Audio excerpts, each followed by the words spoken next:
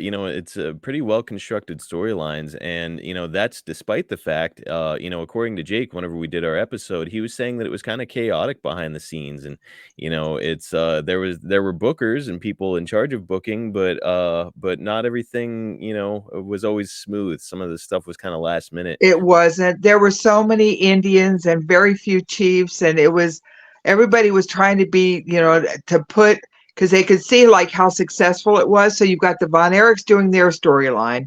You've got Chris wanting to do what Chris wanted to do. You've got Gina, of course, doing what Gina wanted to do, and then Jake coming in and wanted to be a totally different heel than everything else that has come in.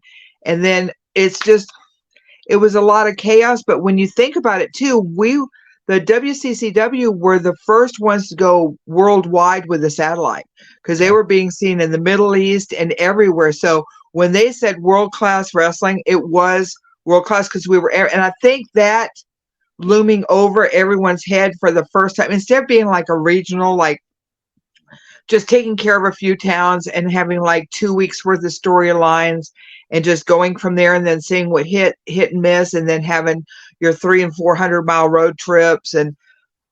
But now it's worldwide. What are we going to do with this? Right. We can't be just this little world-class sportatorium. We need to be universal pretty much. And I think that was very daunting for some people. And I think it was very scary. And when people are scared and frightened, they act kind of weird. Well, I mean, there was no shortage of talent there, and talent that's crazy, crazy over too. So, like Right. a guy like Chris Adams sticks out as I'm watching this. Where, like, man, before he made the heel turn and kind of joined in with you guys, he was just a red hot baby face.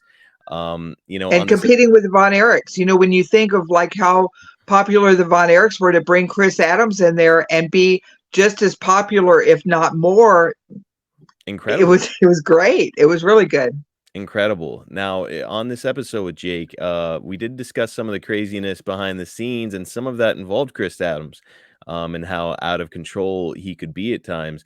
Do you have any stories about working with Chris, and some of your experiences with maybe him being off the I rail? was very fortunate, because I think with my dad being a promoter up in Lubbock, and my dad having a promoter of the reputation of like he wanted to protect me, and like, I better not mess with Nick. The guys treated me more like a sister, and kind of protected me from a lot of the backstage shenanigans. Plus, I didn't want to participate in a lot of that, because I didn't want word going back to my parents that I'd not been acting right, and that I had brought bad name to my Ah, my father's legacy and everything. And I didn't want to shame my family, and, oh, you would not believe what your daughter's doing. I'd much rather just show up at the events and work, and then listen to all the stories later.